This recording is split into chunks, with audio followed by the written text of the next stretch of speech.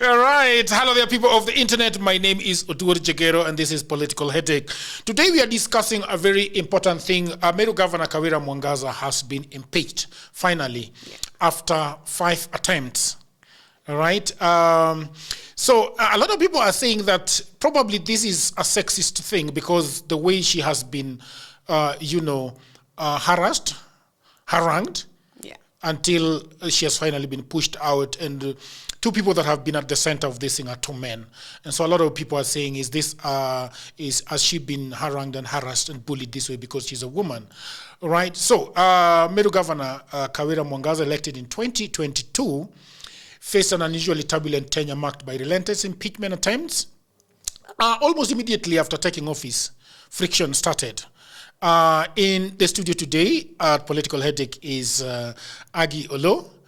How are you doing? I'm doing great. The audience have never seen you. Yeah. And now they are like, who is this? You at the Political Headache. Yeah, so people of the internet, it's important to always bring people that can add value to any conversation. And I have known her for quite a bit, a very tiny bit. Yes. And once we started speaking, you remember when I went to the internet and said that I wanted somebody that we can have a conversation with. I picked Kasmuel Makure because I think he's very articulate, he's very good, he's very controversial, and I like that. Okay, but now we need the voice of another third voice. Probably the voice of a woman. I just didn't want to say I want the voice of a woman. But say it with your chest. Affirmative action. A third voice. Yes. You know. Right now, the two people that are closest to me is my daughter and my wife. So when people talk about affirmative action, I have no otherwise but to agree. Yeah. So now I want you to tell them who you are and why you think Political Headache is going to be making a change in Kenya and even outside Kenya. Well, here's the thing. We cannot escape politics. No matter how cool we are, politics defines a lot of what life is and a lot of how we get to live our lives on a daily basis. And I don't think there's a time such as this that Kenyans have realized that, hey, politics is not for the politicians and it's not for those people who, Yeah, why do you say that? Because we are being affected every single day. Your paycheck, your status of living, your how you live, your standards of living, it's being affected every single day, and we can see it. Yeah. And we can feel it. And this particular regime has really, really defined that for Kenyans. And there's no way that we can escape this. And this is why I think it's important. It's important for us to engage with the political. And there has been, in Kenya, I think there's a very big call for the middle class to engage politically. And I don't think we've engaged well. I don't think we've engaged well. And so it's time for us to drum up and bring out our voices and do what is needed for us to make a change. It always feels like politicians are always bypassing some people so that they go to grassroots in the guise of, we want to do this for the best of the grassroots, but what about everybody else? Yeah, politics is for everybody, and I think it's important. What do you think about this government? This government is definitely problematic in very many ways. Yeah. I think that it's one thing to be in a state, to do shenanigan things, but it's another thing to be very proud and loud about it. It's one thing to be a failure, which a lot of people have described Uhuru Kenyatta as a president, but it's another thing for people to be wishing for the death and demise of politicians. Yeah. That shows that we've gone to a dark place, right? Yeah. And things were bad under Uhuru Kenyatta. Things were not good under Uhuru Kenyatta. But under Uhuru Kenyatta and William Samoei Ruto. The general, yes, and William Samoei Ruto. I mean, he's now since distanced himself, so it feels like that was... Do you think that he should distance himself from everything that happened during their tenure? No, he can't, because he was in office. He was in office. They've always said that the vice president is not able to do in much. So then why do we have vice presidents? That's a very... But anyway, are you a doctor? I'm not a doctor. Who are you? I'm not a doctor. I am a Kenyan. I am a wife. I am somebody who is interested in conversations that are interesting. Yeah, but what did you do in school? I guess that's what I studied economics and statistics in school. Yeah. Yeah. And statistically and economically, we are not doing well as a country. No, we are not doing well. Okay. Anyway, let's go back to the lady, yeah? Yes. The former. Is she a former? Would you say that she's now a former? Because as of this morning, her deputy is being sworn in to take her place, yeah. So that is what people of the internet want to discuss in, and we have got I want to give you a rundown. I want to give them a rundown of what exactly happened. December 2022 was the first impeachment attempt. Just months into the term, MCS brought an impeachment motion against Mwangaza, accusing her of abuse of office and other misconduct. They alleged she had made illegal appointments, including involving her husband. Would you involve your husband in if you were governor? No. Why? He wasn't elected. The extent of his involvement should be in the bedroom. Let's talk. We know couples have, pillow talk is what it's called, right? Yeah. Yeah. I'll come and tell you, the county assembly imeenda vibaya, this is what is happening, ABCDE, and then you can tell me. But in public, it obviously looks questionable if your husband, so in the whole of Meru County, no one else can look after the youth except your husband. Yeah. No. The county assembly overwhelmingly approved the motion meeting the 2/3 threshold, but the Senate formed an 11-member special committee to investigate. This committee, chaired by Kakamega Senator Boni Khalwale, found the allegations unsubstantiated and unanimously voted not to uphold the impeachment. Okay? So this first attempt revealed bad blood between Mwangaza and the MCAs, rooted in disputes over power and resources. In October and November 2023, second impeachment attempt. This has gone for a long time. Tension flared again the following year in October 2023. Meru MCS impeached Mwangaza a second time with 59 out of 69 MCS voting in favor of her removal. Yes. And this time around the allegations were multiplied. You know them? There were 7 charges. Can I read them out to you? Yes, please. But the leading ones were misappropriation of county funds, hiring unqualified relatives. Again, now it's not just her husband, it is also relatives, which is nepotism, bullying MCAs, illegal appointment, flouting procurement rules, contempt of court, and even naming a road after her. I think they should have let her name a road after her husband. No? I don't know why we care about the names of roads. Yeah. Yeah. So it dragged and dragged and dragged. In early to mid 2024, third and fourth attempts were aborted. Yes. They tried doing them, but because of technicalities, they were not able to do it. Okay? Yes. And then August 2024, final one, the fifth attempt and ouster. The impasse reached a climax in August 2024. On August 2024, Meru MCS impeached Mwangaza for the 3rd time, their 5th attempt overall. I mean, this is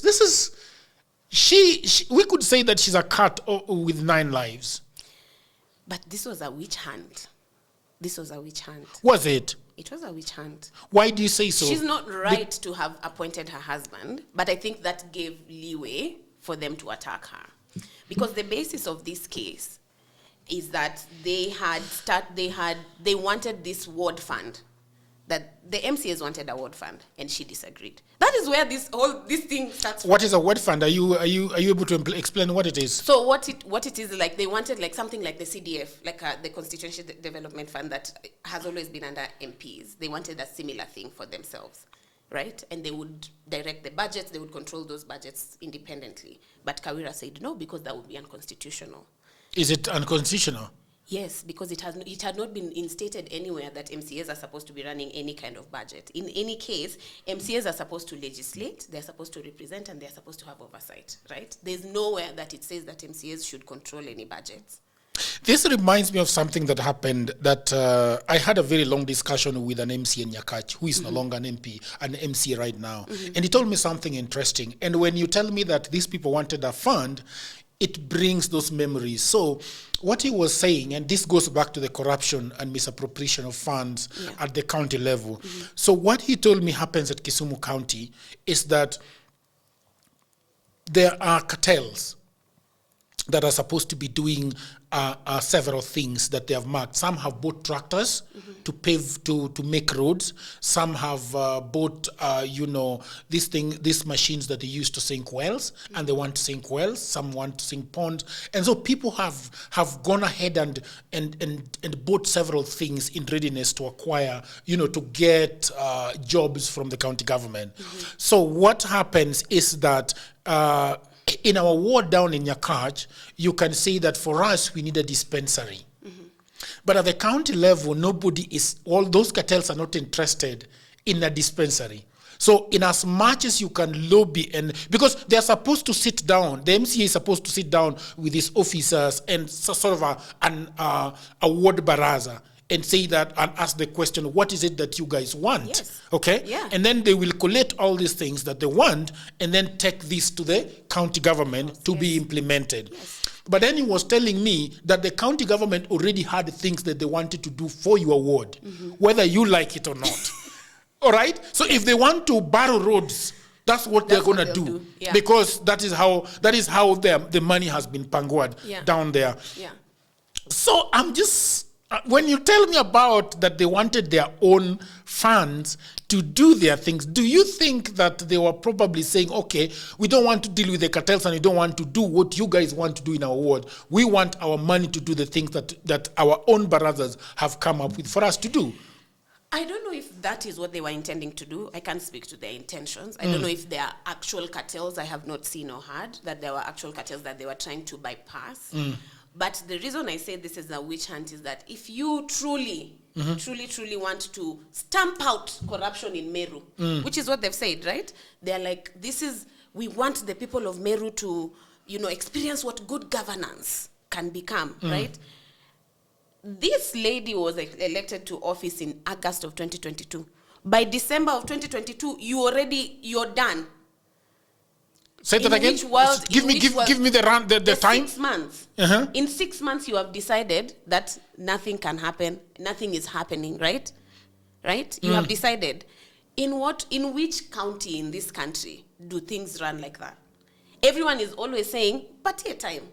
When someone is elected, give them time, let them get their house in order. But this is the first time we're expecting a governor or whoever it is to be like, within 6 months, you've gotten your house in order. We have already agreed. Everything is running well. And, Meru County, regardless of where it was in the last regime, now it is going to be working very well. It wasn't. I think because of that timeline, there's something questionable there about the intentions of the MCAs. And also, because I have seen how politicians are running in this country, we do not assume best intention for politicians. If anything, we assume worst intentions. Yeah. And for me, I think that is the big tell. This fund issue is a very big tell because politics has become about how much can I get in my control? How much can I control? How much? It's the money. Even when your position has nothing to do with money. Even if your position is oversight. You get a report, you're told, we spent this much amount of money to do A, B, C, D, and E, and this is why this is a priority for this county. And you say, yes, that is right, or you refuse. But you're not supposed to be in charge of a budget. You're not supposed to be in charge of a budget. And so this pretends that finally we are getting the best that we can in terms of governance. Finally, we are making this a priority. Finally, by removing this governor, I think that they're being a bit pretentious. Yes. The court challenge came in late 2024, 2025. Governor Mwangaza did not go down without a fight. Yes. She has been having 9 lives up to this particular time. Yes. You see, and when it was finally upheld, it was upheld on some ground. Charges pressed this round were framed under broad constitutional grounds. Yes. Gross violation of the Constitution, gross misconduct, abuse of office. The political tide had shifted, unlike the earlier, So these MPs right now, there was a 49 years. But I'm looking for the place where Kinabuni Alwali now decides that she's out. She's actually out at this point. Do you know that place where the This is August of 2024. August of 2024. Yes. But which I mean, it still comes back to one of the, I guess we are going to talk about this later, one of the big problems with this impeachment process is that you can say that you can impeach someone because they have grossly violated the Constitution. But what does that mean? What does that mean? Now I should ask you. It means that someone has gone to the extremes, they've gone way over and above to violate the Constitution and to violate their mandate and to violate the best interests of the people. Yeah. So on what ground were we but what is this gross violation? Because the very first accusations were the relatives, okay? The husband. And misappropriation of funds. But is that gross? It's subject to your interpretation. So if I say your husband is now, and I feel like that is incorrect as an MCA in your county, so I can decide that is gross violation of the Constitution. I can. It's subjective. And then I make a petition or I file a motion to impeach you. So is that gross? It's still subject to your interpretation. Because if you ask me, even though I don't agree that her husband should have been appointed to in an official capacity, even though they said he wasn't receiving pay, he wasn't on the county's payroll, I could say that no, let's have a discussion with you and say I don't think that your husband should be acting in this capacity. Let's get a neutral party to be the person acting in this capacity. And then you as KAWIRA MWANGAZA, you say, you know what, this is the reason why ABCD, this is something that can be resolved in a day. Yeah. And we agree and we say your husband is no longer going to be there and your husband goes home. It does not need to be taken to court. What? We are adults. Yeah. Yeah. If I see something that can be resolved in a minute, why should I then now we are in... Because even those MCAs that are saying that relatives were... If we go to the award, we won't find their relatives there? Their drivers? No. Yeah. There would be relatives there, and no, they're pretending. Yeah. Because it's a game of pretense. They're pretending. It's like if you don't catch me, it's like we are playing hide and seek. If you don't catch me, I'll catch you. That's what they're doing. Because we all know MCAs, anybody, politicians in our country are very, very, very nepotic. Very nepotic. Yes, they employ their relatives and being affiliated and their friends. They do. But that's not an issue that needs to be resolved using our tax money over such a lengthy period of time. No. That's something you sit down as adults, you wear your adult hats, and you tell KAWIRA, no, your husband can't be here. We have refused. And she agrees. And she says, Sawa, I agree with you guys, and we resolve it. The husband goes back, does whatever he was doing before he was appointed. We move on with Do we know what he was doing before that? Who knows? But it is not something we care about, because what we care about is governance, right? But we are spending so much time trying to act like because she appointed her husband, now the world is ending. Yeah. Now let us keep going at this thing and make it no. I think that the biggest losers are the people of Meru County, because I think Ruto has been we have since our last election is about how long? It's about two and some months. Yeah. About 3 years. Yeah, and the 6th month after the election, they started this squabbling and fighting. So when have Meru people ever? Yeah, and for the last 3 years, they have just been in and out of the Senate, which in and not out. Right. But then the question of the court, it's very interesting, and a lot of people are wondering whether it is in the place of the courts to be the judge after the Senate has. So what I have read is that the court has the court's mandate in this process is not to weigh the substance of the case. It's to weigh whether they follow due process. Okay. That's all the court is supposed to do, which I think is also a fault in that process.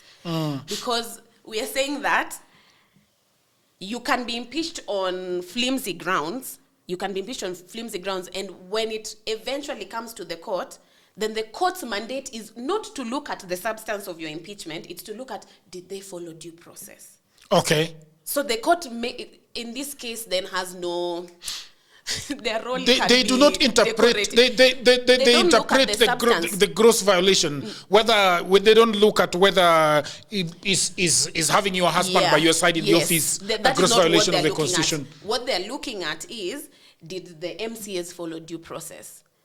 Did they go from A to B to B as is outlined in the Constitution? That's all they're looking at, which I think is insane. That's ridiculous. But when it is neither here nor there, I think that it is only the court that should be able to interpret what gross violation is. Exactly. So that's a loophole in the Constitution, because the court is not. Because even right now, remember, right now, if you read the news, Trump invoked a law that was last used in 1878. Which one? An act of war to expel Venezuelans from the United States. And so what happened was that when they were preparing to expel these guys, they rushed to court. And the court said that they cannot do it. They cannot send the Venezuelans back to Venezuela because America is not at war with Venezuela, right? Yes. So right, you see now, and then the spokesperson at the White House said that it is not the jurisdiction of the courts. So that is very interesting, because what we are doing is taking power from the judiciary. And when we start taking power from the judiciary and giving it back to the executive, we are in problems. And Agi, this is the problem that I've always had with the branches of government, because they are supposed to be independent, like the executive, the judiciary, and the legislature. Yeah. But what I keep wondering is, it appears that the court is superior to all the other branches, because they're the ones who ultimately uphold the Constitution, interpret the Constitution, and say what should happen.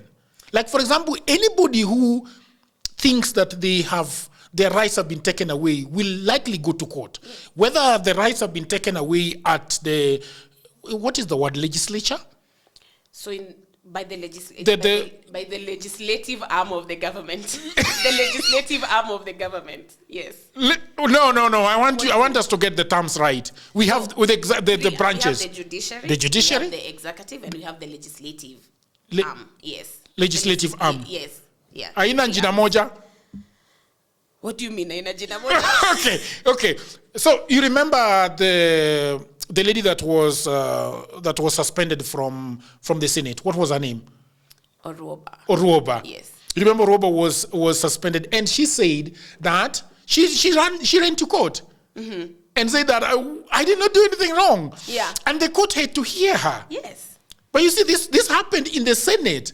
And the Senate has a committee, a disciplinary committee. Once you show up at that disciplinary committee and they find out that you were on the wrong, that's the end. But everybody that appears shouldn't be the end. It shouldn't be the end. The courts are supposed to represent everybody. If I feel aggrieved, that is the question I'm asking you. Is the judiciary superior to other two branches? I don't think it's superior. I think it provides a protective role for the rule of law. Because think of it like this. So I'm a robber, but I'm a student in a school or a parent in a school, right? The school has its own laws, the school has its own rules, the school has its own administrative guidelines, right? Then I go, but they do whatever they do according to their own guidelines, right? And then I feel aggrieved by the school. But the school is going according to their own guidelines. But the school exists in a larger body, which is the country of Kenya, that has its own laws. And so if I feel aggrieved by the school, I have to have a third party that can negotiate on my behalf because I'm a citizen of this country. So Oroba is well within her rights to go to the court when she feels like, even though there's a committee, and even though the Senate has a committee that can decide what happens within the Senate, as a citizen of this country, if she feels aggrieved, she is allowed to go to court and say, I don't feel. But then the court then interprets and takes and says, is this, and weighs the merit of the case and says, okay, this makes sense, or no, this doesn't make sense, and it throws it out. But then you'd also agree when I say that, because people have always complained about the courts. Uhuru kept complaining about the courts, that we are independent, we are a different arm of the government, like and the courts. But they have always complained that why are the courts interrogating our decisions? Correct? They have always complained. Because the courts are mandated to. The courts have to do that.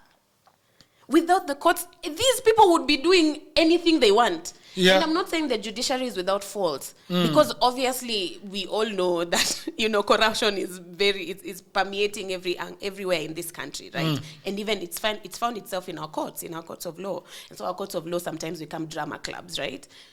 That is not to say that the courts are without their fault. It's to say that the mandate of the court has to always be protected, because that is where everybody gets recourse. Everybody, regardless of who you are. Ata Raila, when he has problems, where does he go? He runs to the court. Everybody has to be able to access the courts, and everybody should be allowed due process when they feel aggrieved. Everybody. So the courts have to always be protected. Yeah, and I think our next part was to look at the laws that are governing the impeachment of governors in Kenya. So obviously the Kenya's legal framework provides a clear process for removing a county governor from office through impeachment. Okay, the grounds and procedure laid out in the Constitution of Kenya 2010. This is the new constitution, right? Yes. Okay, the County Acts of 2012 with an important oversight role of the Senate. So grounds of impeachment are on Article 181 of the Constitution that specifies, you talked about substance, but they actually are talking about substance here. What are they saying? Substantive grounds on which a county governor may be impeached. This mirror the grounds for removing a president and are meant to be serious offenses. Yes. Okay? They include gross violation of the Constitution and any other law. But I wonder why they have to put the word gross. Because this is where I think everything else is getting lost. Yeah. It should just be violation of the Constitution. When you introduce the word gross, then you're making it all subjective. Yeah. And subject to interpretation. So we should just say, if a governor violates the Constitution, they should not be. Yeah, because why are you adding the word gross? If people can't find out what gross means. Tell us exactly what it means. I see what you're saying. Yeah. The moment you go against the Constitution, they can impeach you. Yeah. So what they say, the commission of crime under national and international law, gross abuse of office or gross misconduct, and physical or mental incapacity to perform the functions of the office. Yeah. If you are clinically proved to be that you are not insane minds. Yeah. In other words, a governor can only be removed for grave legal or ethical breaches. Yes. Not simply for political differences. Yes. For example, misuse of public funds. Did she misuse public funds? It's alleged. Yes, it is alleged. Do you think that they tabled evidence before the Senate? I did not see. Violation of procurement laws? Yeah. Corruption, mismanagement. You see, so these things, I don't really do. The only thing that I disagree with the law here is because they are making they are introducing this word gross. But I think the idea of what is the meaning of gross? Extreme. It's that you extreme. So there are some laws that you can break. There are some laws that you shouldn't break. No. And I think when we come back to this, the idea of KAWIRA MWANGAZA putting her husband there as he was the representative of youth affairs or something. Yes. He's youth. So the question you're asking about what gross means, let me ask you now as Jagero. Yeah. So that case has come before you. This governor has put her husband as the representative for youth affairs. Yeah. She claims that her husband is not on the payroll. He is doing this pro bono. Let's say he's doing this pro bono because he really cares about the youth. What would you think? Is that gross? Is that extreme? I don't think it is gross misconduct. And is it extreme? It's not. It's not. It's not extreme. So you see, it's morally questionable. It's morally questionable, but it's not extreme. It's something that needs to be resolved within. Honestly, it's not the end of the world. In any case, he was not on payroll, and they did not table any evidence to the contrary. To the contrary, and the Senate found that he wasn't on the payroll, and they upheld that. Yeah.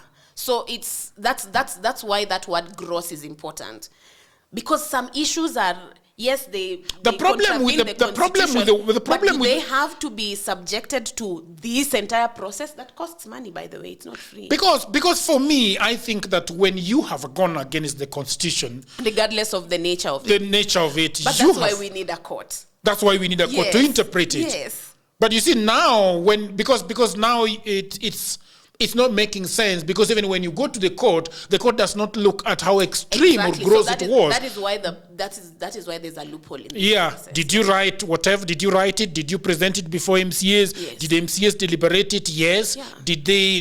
Was a vote? Did voting occur? Yes, the voting occurred. And what was the nature? What was the turnout of the vote? Okay. Yes. Now we push it to the Senate. Yes. The Senate can either do a plenary trial or they can do a committee. Yes. To investigate. In this case, the fifth one, I think they did a plenary trial, correct? And they voted. And everything went very smoothly. Simple majority. Yeah, simple majority. Simple majority. Yeah. So that is the problem that I see with the courts there. With this problem, and also there's something else about this process that.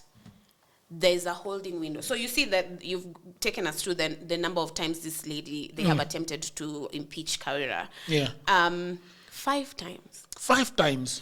And because the provision in the Constitution is that there's only a 3-month waiting window. So I can try to impeach you today. If it doesn't go through, in 3 months I come back. Yeah. And and I could come back with the same exact claims. I don't have to... same claims. I can come with the same exact claims. I am well within my rights if 3 months have elapsed. It doesn't matter. And that is one of the reasons why I think part of this process was witch hunting on this. Because when has she ever now been a governor? Because she has spent her entire tenure fighting impeachment. We have wasted everybody's money. We've wasted everybody's time. We've not given her an opportunity to do the job that the people of Meru voted her in to do. And that is why when you find out that 2 men were on the front line pushing this lady, and the other question that I've struggled to understand is that there was no difference in charges when the Senate first threw out this whole thing. Yeah. The charges never changed. Did they change? No. They just kept. Like, you find a different angle to say the same thing, but they kept saying the same thing. I think the thing with KAWIRA Mwangaza is that her tenure was also tainted by, so this issue of her husband, and also there's the person who died, Somebody died? Somebody died. Mysteriously? I think they claimed that she had something to do with it. Was alleged that she had something to do with it. And so these people had like a lot of, what is it called? A lot of... ammunition against her, even though, because if the Senate throws it out the first time, the second time you come back with the same exact claims, so what are we saying? We should not actually consider it. Yeah, but they do, and they do it the second, the third, the fourth, and now the fifth. But also interestingly, why is it that the last time they did not decide to investigate it as a committee? Fatigue. You're tired. Ikesi ishe twende. You don't think like that if a case keeps coming to, you'll just give them what they want so that we move on. There's fatigue. You think that was what actually happened? I don't know if that is what actually happens, but it has to have contributed. If you're consistently dealing with a case that is not going away in a witch hunt manner, where these MCAs are like, we will impeach you. We are not moving on in this county. We will impeach you.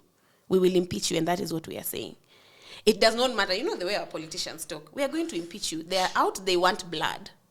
Maybe sometimes the wisest thing is to give them what they want and then move on.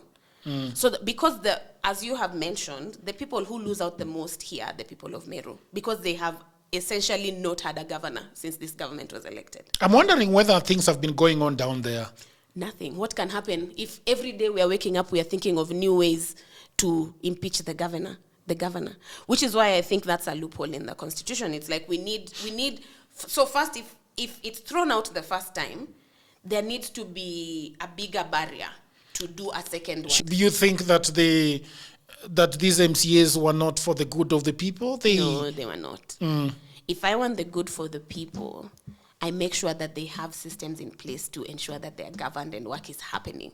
And does that work happen when there's a 3-year-long fight to remove the governor that they elected? Make it make sense. That does not make any sense. Yeah. Should we talk about the effectiveness of county government in Kenya under devolution? Was that your part? No, loopholes. Loopholes. Where are they? So we've mentioned some of them. So one of the big problems with this process that we have talked about is that it is subjective. I can decide what gross violation means. I can decide as an MCA. If I see you driving your car and it's too loud and you have loud music there because you have bought a new vehicle with the money that you have looted, I can decide that that is gross violation. It is subject to my interpretation. And then as long as I have a third of the House supporting me, we present the motion and we debate and we vote. But also the other members must buy into the fact that my car is gleaming new and they think I should be driving with a car that is that loud. At the point that I present it, I have to have at least a third of the House with me. Having signed it off. A third of the assembly, yes. Then now when we debate, I need at least 2/3 of another third to join the first third so that we pass that motion of impeachment. But that's the problem with it, is that it is anything that I consider gross, it is subjective. The Constitution does not lay out clearly what things can be brought under this impeachment motion. That's a big loophole. Yeah, because it means if we have political differences, and it said there, not mere political differences, but we all know politics is a game of war, and they will fight you, and I can find anything which is not right. I think that once the first motion was refused, and the Senate threw it out, they should have let KAWIRA Mwangaza do her job, because she had a job. She did. The ease of repeat motions. After 3 months, I come again. 3 months, I come again.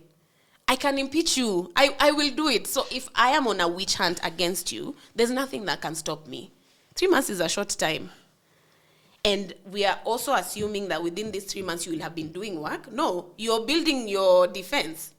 Obviously, you're not working. If you know that I'm coming back the second time and the third time and the fourth time, you're not working. You're building your defense against me.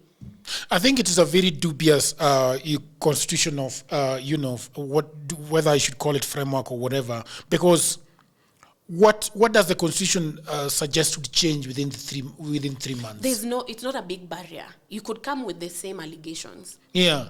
So I think they should give it more time. I think they should give it more time, but I think that they should. The barrier to present a motion again should be higher. It should be a higher barrier. You can't just come with the same thing, but it was thrown out. Yeah. Who is the guy this KAWIRA lady? Who was she before? Do you know who she was before? I don't know who she was before. I think there was a whole new crop of UDA politicians that got in. Yeah. Kama ulikuwa na some few rentals, you throw your weight into the ring. Huh? Yeah. Who was she before? Who was she before this? What is her bio? You can find it. What was her bio? Because now I think that, look, Aggie, yes. I think she made very bad judgments herself. Like, she thought that she was untouchable for some reason, because did she? I hear a lot of people also say that the way she was talking was not like, she dared everybody that was trying to impeach her, that I am not going anywhere. Yeah. And whatever you do, you will not do anything to me. Yes. So I feel like, as a politician, I think the most important thing is to have friends that can fight for you. Because if you have the entire, MCA house against you, it does not serve you. Yeah. even if you are not impeached, then it's very difficult to pass things, because they could decide that, all right, we cannot impeach you, but we will never pass anything that you bring to this house. Yeah. So anything you bring to this house, we will shoot it down.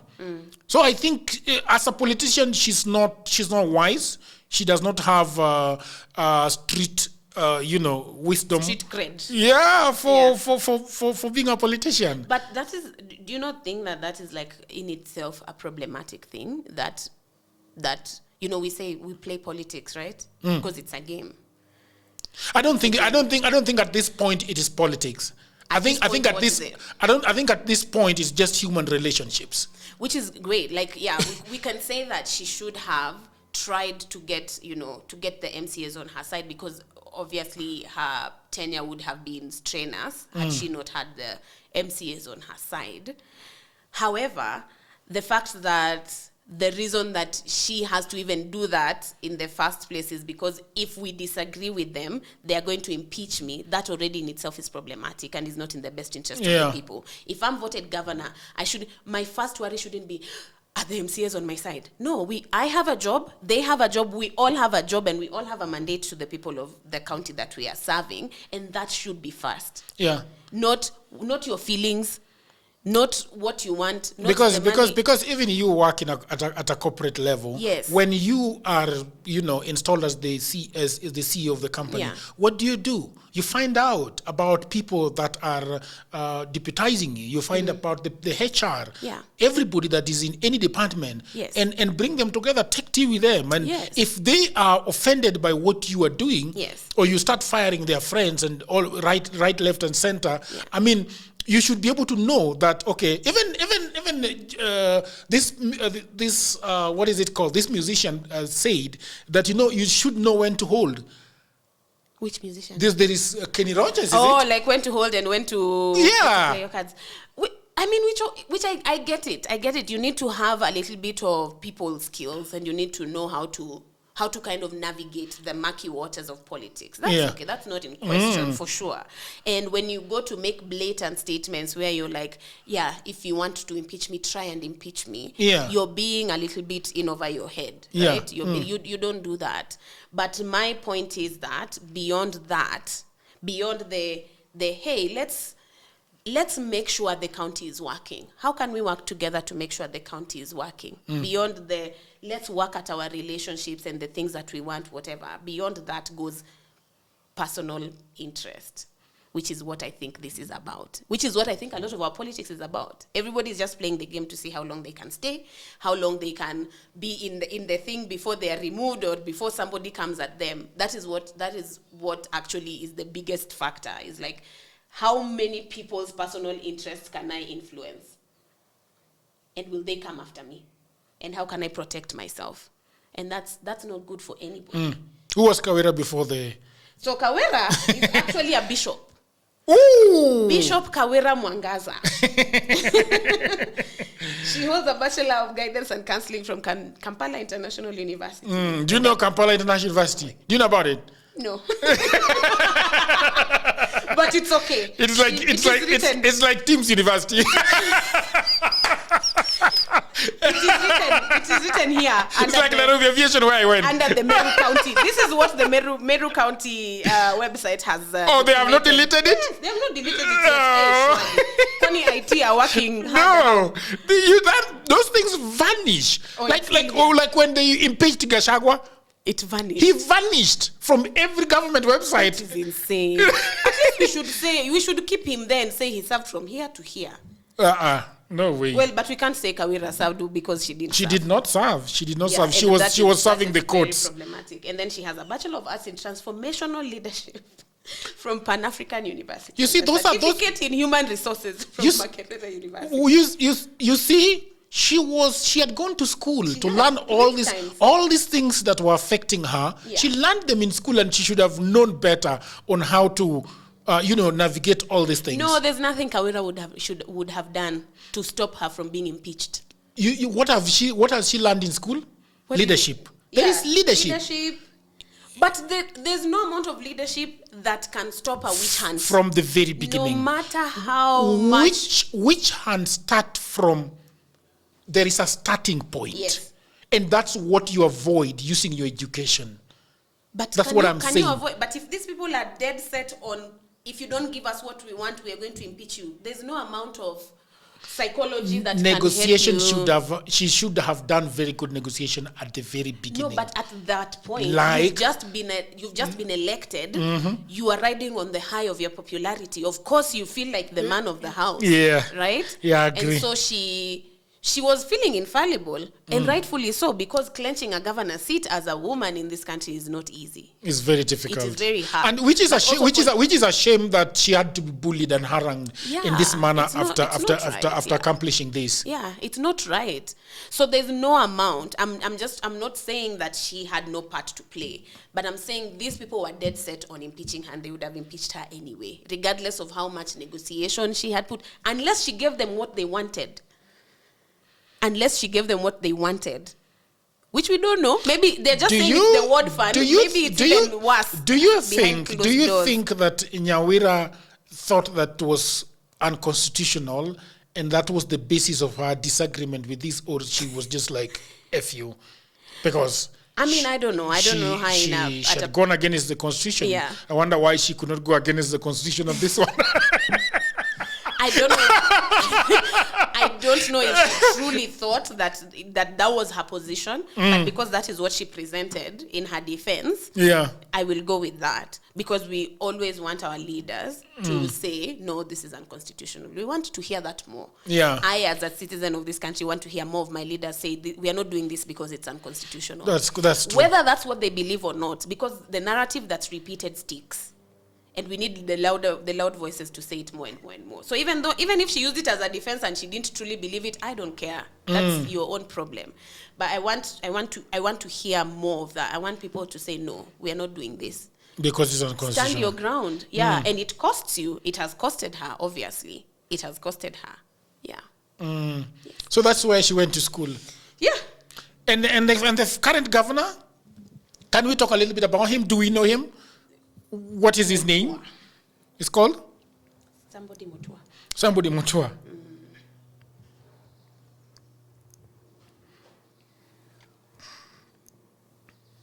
Not Mutua, Mutuma. Dr. Isaac Mutuma Methinia. Mutua would be a Kamba. Mutuma Methinia. Yeah, what is yeah, is he also a reverend? Could be. Why? What is happening? Si walishikana tu watu wa kanisa. And it is funny that mtumishi wa Mungu alikuwa anafanyiwa hizi mambo na he was just quiet. Yeah. He was just quiet. Yeah. It tells you a lot about it's not okay. And actually, in part of the thing that happened with some of her Senate hearings is that the senators that sympathized with her, instead of voting against her impeachment, just didn't come. They just didn't come to vote. I thought that goes back to the fatigue. Like, you're tired. I'm not going to do this again. Yeah. Yeah, this is the fourth time. I'm not going to do it. Let me just see. Yeah, people, whoever wants to send her home, let them send her home. For me... so that I can go back to my job. Yeah, you see, when they were crucifying Jesus, there are people that... There's a judge. What is Plato? Was it that was so disgusted by what they want. Hey. Yeah, just give them what they want, and we can move on with our Actually, lives. You were talking about so. All right, we are almost. You said that we should be finishing properly. Our new. Let me finish by giving us a little bit about new governor Isaac Mutuma. Yeah. Okay. Reverend. He's a reverend. Yes. And he was there when her person was being cut into half and fed to the dogs.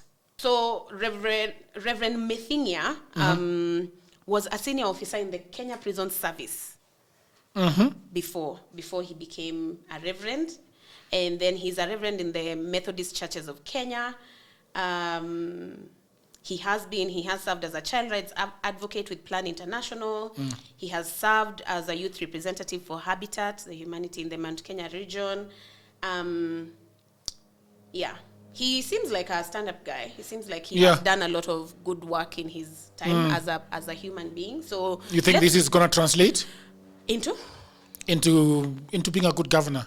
We wait for the facts. We don't speculate. We wait for the facts. So we wish him well. We hope that the witch hunt does not continue. We hope that we actually give the people of Meru time to actually have a governor. And we hope that the MCAs then can get to do the work that they were elected to do and stop the witch hunt.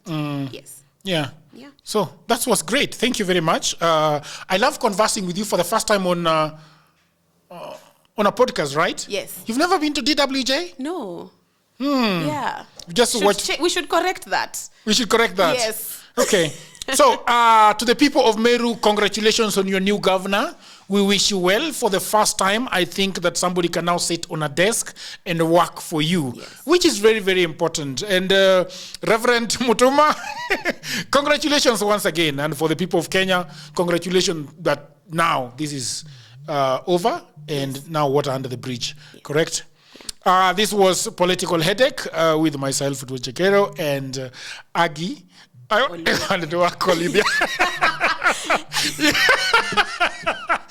Until the next episode, bye for now.